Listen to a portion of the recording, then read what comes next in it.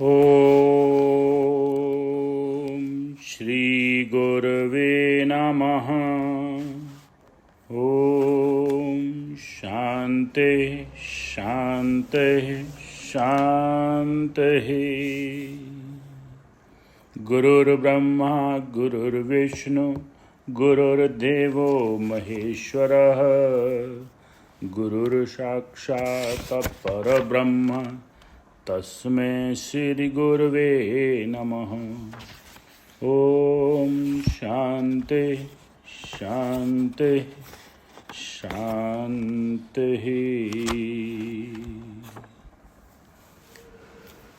प्रणाम भगवान। आलो वाले बाबा जी का दिव्य ग्रंथ मणिरत्नमाला, जिसमें 24वें नंबर के श्लोक की विवेचन चल रहा था,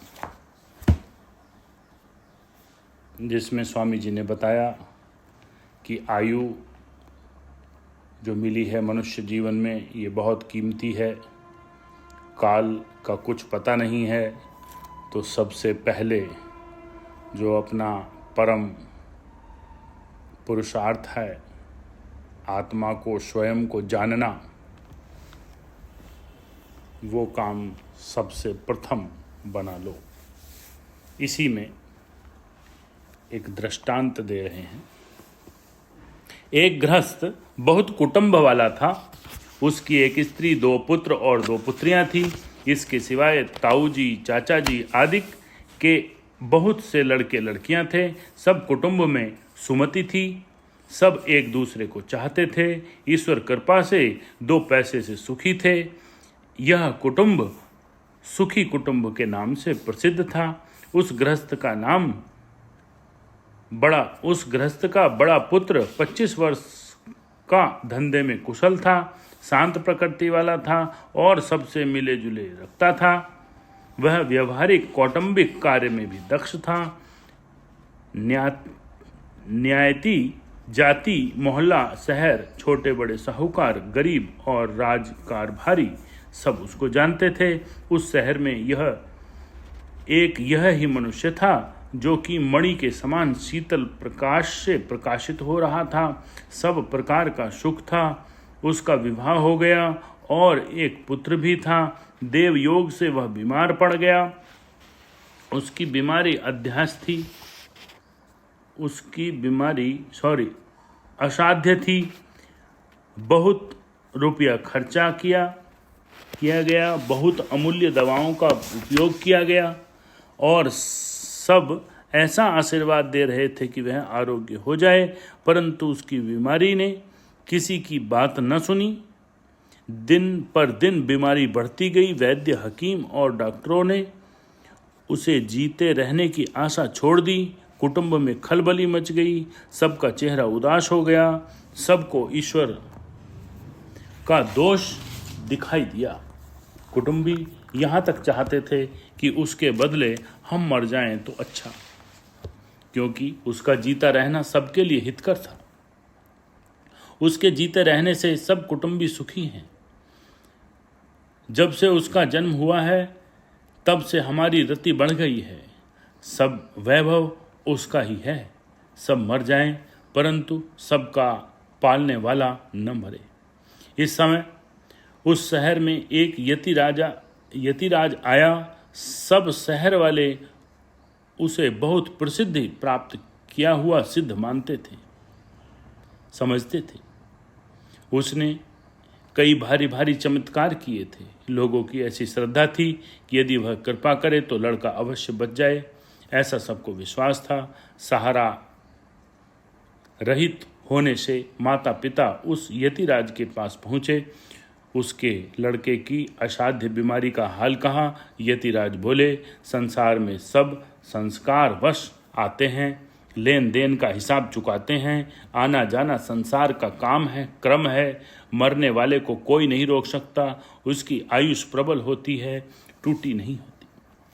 जिसकी आयु प्रबल होती है, टूटी नहीं होती, उसका नाश करने में कोई समर्थ नहीं है। आपत्ति में ईश्वर पर भरोसा रखना ही सबसे हितकर होता है। यह सुनकर लड़के का पिता बोला, आप सब प्रकार से समर्थ हैं, हमारे लिए आप ही ईश्वर हैं। यदि आपकी कृपा हो जाए तो उसका बच जाना असंभव नहीं। आप तो प्रारब्ध की रेख पर भी मेख मारने वाले हैं। हमारी रक्षा आपको अवश्य करनी होगी।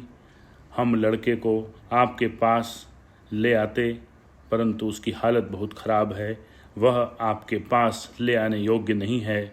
आप कृपा करके हमारे घर पधारिए और कृपा दृष्टि कीजिए। हमें पूर्ण विश्वास है कि आपके दर्शन से उसकी सब बीमारियां दूर हो जाएंगी। वह हमारा प्राण है। यदि हमारे प्राण के बदले उसका प्राण बच जाए तो हम तैयार हैं। उसके बिना सब कुटुंब अनाथ हो जाएगा। यह सुनकर यतिराज को संदेह हुआ कि यह लोग उसके बदले अपने प्राण देने को कहते हैं, परंतु जहाँ तक मेरा ख्याल है, यहाँ तक कि यहाँ तक वे अपने प्राण देने वाले नहीं हैं। चाहे अपना कितना ही प्यारा हो, संसारी मनुष्य दूसरे के निमित्त अपने प्राण नहीं दे सकता। उसके घर पर जाकर परीक्षा करना चाहिए। ऐसा विचार कर एक भभूति की पुड़िया एक श्वेत शीशी में डालकर उसमें कमंडलू में से एक छटाक जल डालकर यतिराज लड़के के माता पिता के साथ उसके घर पहुंचा। उसके पहुंचते ही लड़के के प्राण निकल गए। सब रोने पीटने लगे। यतिराज ने कहा, रो पीटो मत, लड़का तो मर ही गया है, परंतु उसके जी जाने का एक उपाय है। लड़के की बहन बोली, महाराज किसी प्रकार से उसे सजीवन कर दीजिए। यतिराज बोले, क्या तुझे अपना भाई प्यारा है? क्या तू उसके लिए अपने प्राण दे सकती है? बहन बोली, महाराज मैं प्राण देने को तैयार हूँ। किस प्रकार यह जी जाए मैं यही चाहती हूँ। यतिराज ने जल भरी शीशी निकालकर कहा, यह विष है, इसको पी जा। इसके पीने से तू तो मर जाएगी और तेरा भाई जी जाएगा। बहन बोली, यतिराज जी मैं मरने को तो तैयार हूँ, परंतु यह कड़वा विष पिया न जाएगा। कड़वी दवा मुझसे पी नहीं जाती।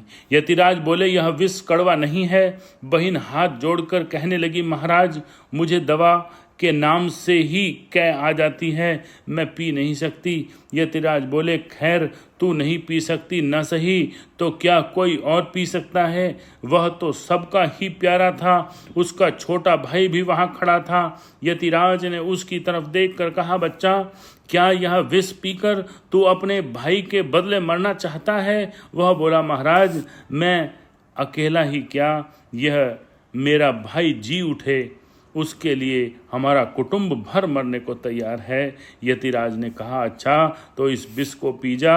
वह बोला, क्या विष पीकर मर जाने के सिवाय उसके जीने का कोई और उपाय नहीं है? यतिराज ने कहा, नहीं। वह बोला, महाराज कृपा कीजिए, मुझे विष पीने की आदत नहीं है। इसका स्त्री हाथ छोड़कर कहने लगी, महाराज इसे विष मत दीजिए, इसके बिना मेरा जीवन तो व्यर्थ है, क्योंकि मैं अभी ही ब्याही हूँ। लड़का बोला, हाय क्या किया जाए महाराज, मैं विष पीने का विचार कर ही रहा था, इतने में ही कहाँ से आन मरी, मैं लाचार हूँ। अब यतिराज ने मृतक माँ की तरफ देखकर कहा, माई तू तो मरने वाली है। माता का जितना पुत्र प्रिय होता है उतना किसी कोई नहीं होता।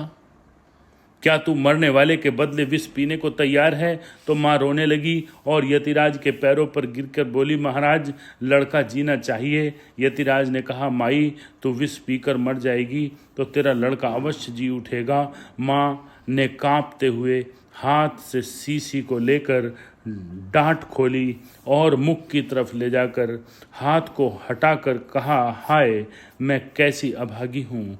महाराज आज्ञानुसार लड़का जीने के निमित्त मुझसे विष नहीं पिया जाता। महाराज, मालूम होता है कि मैंने बहुत पाप किए हैं, मुझसे विष नहीं पिया जाता। मैं दिल से बहुत ही चाहती हूँ, परंतु हाथ मुख की तरफ नहीं जाता।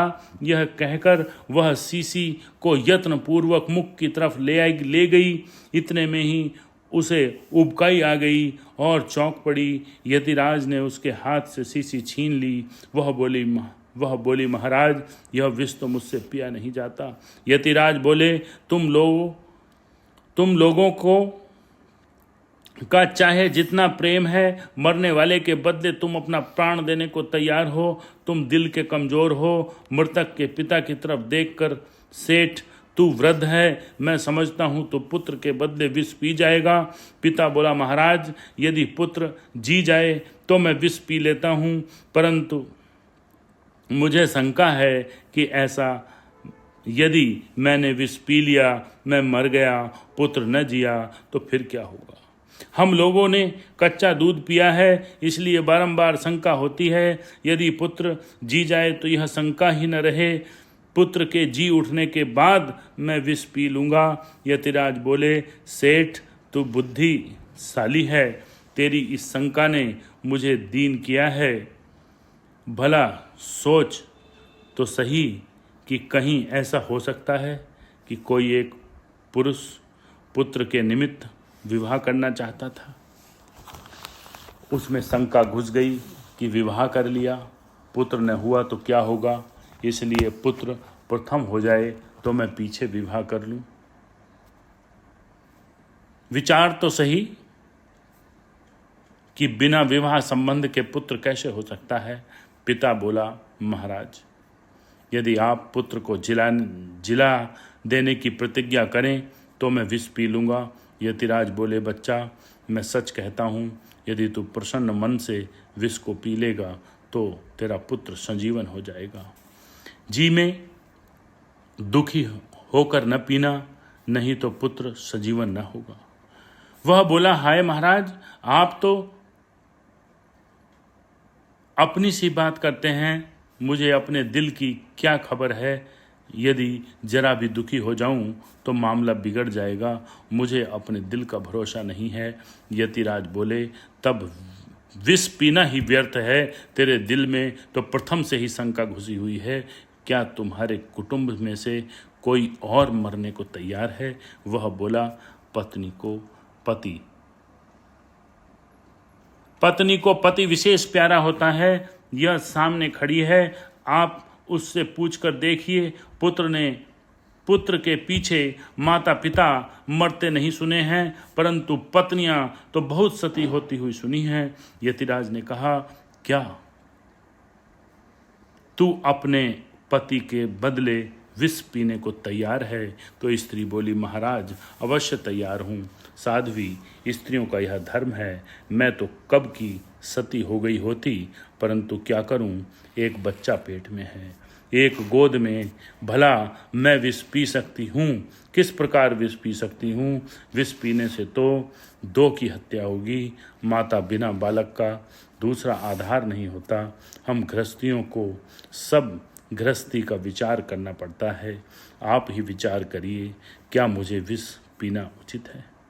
यतिराज बोले, सती, तेरी हिम्मत को धन्य है। सती होने की तीव्र इच्छा होते हुए भी तू बच्चों के कारण साध्वी भाव को त्याग रही है।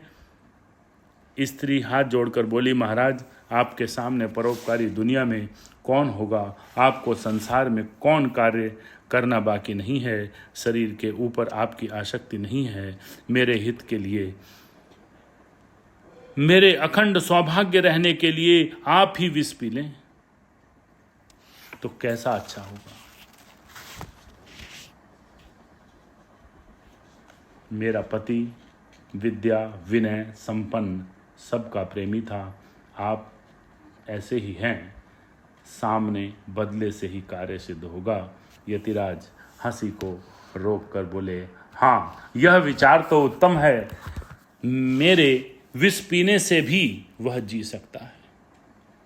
मरने वाले की माता बोली, हाँ महाराज, ठीक है, तुच्छ मनुष्यों से क्या हो सकता है, यह आप ही पी लीजिए, विलंब न कीजिए। पिता बोला, हाँ, युक्ति तो अच्छी है, आपके पीछे कोई रोने वाला भी नहीं है। आपके न रहने से कोई कुटुंबी भी दुखी होने वाला नहीं है। मृतक का भाई बोला, हाँ सच बात है, आपके सामने कौन पराक्रमी होगा, आपके बदले मेरा भाई जी उठेगा, आप सामर्थ्यवान हैं, पीछे आप भी जी उठेंगे। बहिनें बोली, महाराज जब आपने यहाँ तक आने की कृपा की है तो विष भी पी लीजिए, ये कृपा कीजिए, आपकी वाह वाह हो जाएगी, आपका यश दूर दूर तक फैल जाएगा। आपका नाम जब तक आकाश में चंद्र है, सूर्य है, बना रहेगा, हम सुखी रहेंगे। यतिराज ने प्रसन्न होते हुए सबकी बात सुनी। जिसकी जांच करने आए थे उसकी जांच हो चुकी। प्रसन्न होते हुए बोले, हे कुटुंबियों, मैं ही विष पीता हूँ, मैं तत्क्षण नहीं मरूंगा। मेरे योग प्रभाव से तुम पर विष का बहुत कम असर होगा। ऐसा कहकर यतिराज ने शीशी का जल पी लिया और कहा, जब मैं मरूंगा तब यह संजीवन हो जाएगा। यदि मैं विष से न मरा तो लाचार हूँ। ऐसा कहकर वो चल दिए। इस दृष्टांत से सिद्ध होता है कि मृत्यु को कोई हटा नहीं सकता। माता पिता, भाई बहन आदि और ऐश्वर्य कोई भी मृत्यु को हटाने में समर्थ नहीं है। चाहे कोई कितना भी प्रेम के लिए हो, अपने प्राण नहीं देना चाहता। ओम शांति शांति शांति।